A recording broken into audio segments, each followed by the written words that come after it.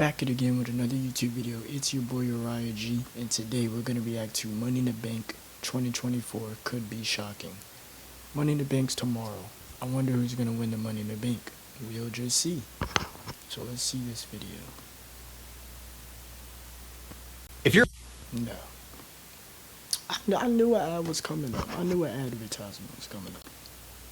You did a great job with the Money in the Bank build. I'm super excited for the Intercontinental Championship match. Jacob's debut and the Bloodline turning on Paul Heyman made this so much more interesting. Damian Priest will get a chance to prove himself as the legit World Heavyweight Champion. And people, I gotta tell you, I do find Money in the Bank ladder matches quite unpredictable. I see two strong cases for a potential miss Money in the Bank and a potential twist in men's Money in the Bank ladder match. There's a big theory going on. Now, I don't necessarily think it's going to happen, but it's possible. So I absolutely love the build of Money in the Bank. I think recently, for the past like a couple of weeks, WWE definitely stepped up. I guess my only issue is with this paper is that a few years ago, it felt like Money in the Bank is a big five, right? Like Money in the Bank is going to have that one special match. Let me give you an example. CM Punk versus John Cena. John Cena versus AJ Styles. Roman Reigns versus Seth Rollins. Roman Reigns versus Edge. Now, don't get me wrong. I'm very excited about Seth Rollins versus Damian Priest. But even though I respect and adore both competitors, it's not that match.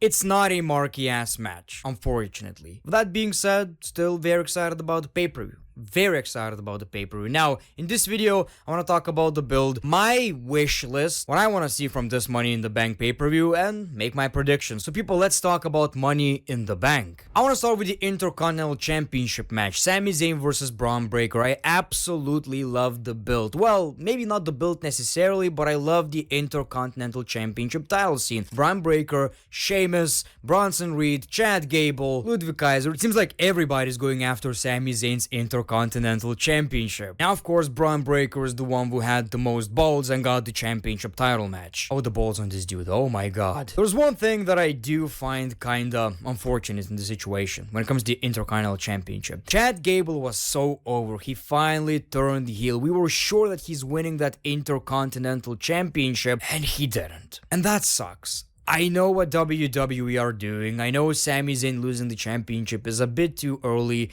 but with all this momentum, with this heel turn, with Chad Gable's biggest story in the WWE so far in his career being the Intercontinental Championship, never winning it, I find it really, really sad. You know, so hopefully one day Chad is still going after this Intercontinental Championship. As a matter of fact, when it comes to this title, it seems like it's a finish the story type of thing for a lot of people. Chad Gable never won the championship. He chased it, couldn't get it done. The IC title is the only championship Sheamus never won. It would be the first main roster championship for Braun Breaker. Everything going on with the IC title is so...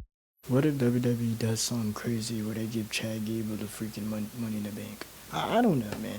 Because they done did a lot of things. They done gave the Otis the briefcase. They gave Damian Sandow the briefcase. They done gave superstars the briefcase that you would think would have never got it. No one thought Damian Priest was going to win the briefcase.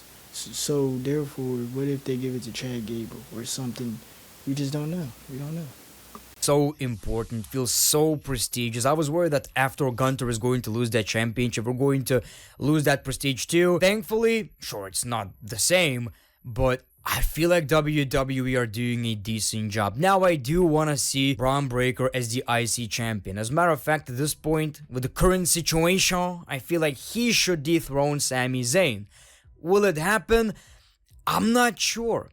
That's the common theme with Braun Breaker's matches and stuff and everything. Who knows, though?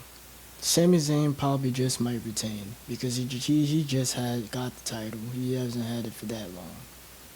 But that could lead to Braun Breaker attacking him after the match and then settling up a actual rivalry feud for them to continue.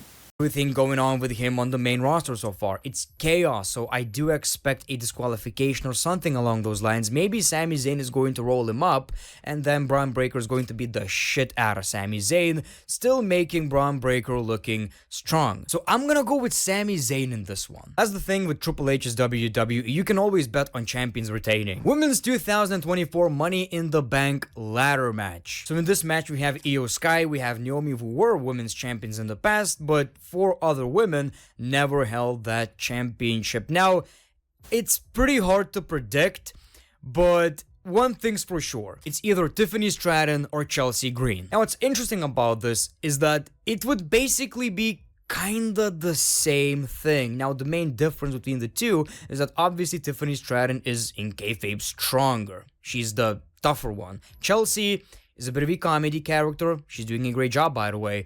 So whatever happens, it's pretty much going to be the same. But for me, it's really hard to predict whether it's going to be Tiffany Stratton or Chelsea Green. When it comes to the importance for their careers, I believe Tiffany doesn't have as much to gain as Chelsea Green. Tiffany is going to be a women's champion anyway. We all know that. Possibly the future face of the WWE's women's division. When it comes to Chelsea Green, she definitely needs a briefcase to win that WWE women's title. So it's really tough.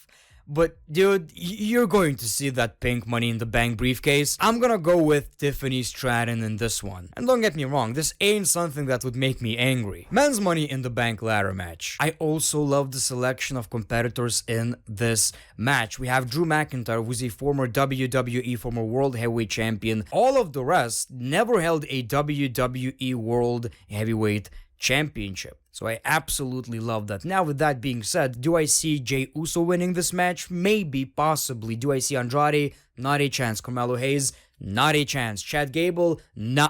LA Knight? He's definitely coming for the United States Championship. And with him being in a rivalry with Logan Paul, I could definitely see Logan Paul costing him the match. I feel like it's going to be Drew McIntyre, which is going to be my prediction, of course. And he's going to do the exact same thing to Damian Priest that Damian did to him. Or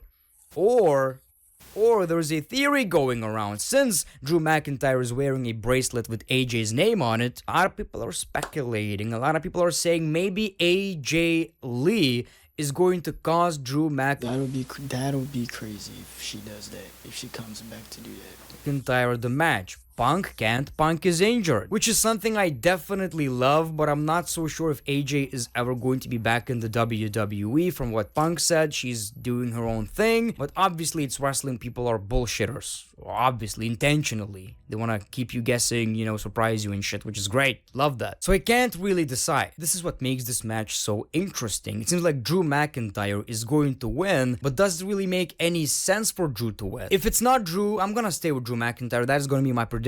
I could pick another one. That would be Jey Uso. I feel like it's Jey. LA Knight is not winning this match. Cody Rhodes, Randy Orton, and Kevin Owens versus the Bloodline, which is really confusing. 3-on-4, 3-on-3. We have no idea. And I hate the way I pronounce three.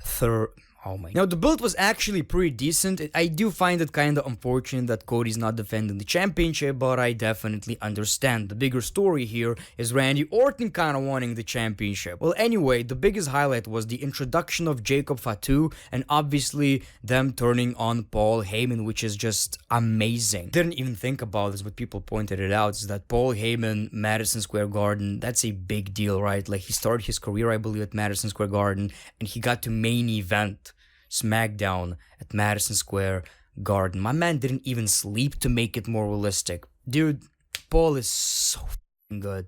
So good. Well, anyway, that was the highlight for me. When it comes to this match, I think it's going to surprise us. I think it will. Like, we got a 6-man, I believe. What if Roman comes back tomorrow? Last time in France.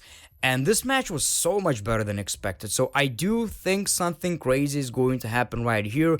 Do I see a return of Roman Reigns? Unfortunately not. Unfortunately not. Now my prediction is going to be the heel faction. I guess we kinda need that. Solo can't lose. Should Cody lose? Not so sure, but that's gonna be my prediction. And the World Heavyweight Championship match, Damian Priest versus Seth Rollins. So Seth Rollins made his return to the WWE after an injury and straight up wanted to enter the Money in the Bank ladder match. Damian Priest instead said, "Let's do this at Money in the Bank, no ladder." That's why he calls himself the architect, because he got a plan. He got a master plan. He's saying, I'm trying to get in the Money in the Bank. I'm trying to get the title shot. And I like the story because it's not necessarily the moments or promos we got. For me, it's the actual story, which is Damian Priest winning the championship from Drew McIntyre, who only held the championship for like 5 minutes. Seth Rollins is the first ever World Heavyweight Champion. He held that championship for like, I don't know, man, 7 months, 8 months. I don't even remember. Maybe a year. I don't know. We only had one champion before that. So, him beating Drew and not Seth Rollins kinda tells people, kinda tells Seth Rollins, maybe even Damon himself, that I didn't actually beat a real champion. I cashed in and didn't even win against the actual champion that held this championship for such a long time. So that's the part of this that I absolutely love. Now, my prediction is going to be Damian Priest. I feel like if you're telling the story, that's kinda the point. Now, in WWE.com, this match is the main event, but we don't necessarily know that. If this is going to be the main event, I do expect something big happening. I'm not sure what it is, but something big is going to happen after the match or during the match. One thing's for sure, I do feel like Damon is winning. I don't see a point of crowning Seth Rollins again for quite a while. So these are my thoughts on... Alright, well, that was Money in the Bank 2024. Could be shocking. When it comes to Money in the Bank, how y'all feel about it? Y'all tell me in the comments. Who do you guys think's gonna walk out with the briefcase? What do you think's gonna happen? Are there gonna be any returns? Is there gonna be any shocking things? I don't know. But yeah, that was Money in the Bank 2024. Could be shocking. I got more videos coming. Subscribe, like, comment. Tell me what you want to see next in the comments down below. More vids coming.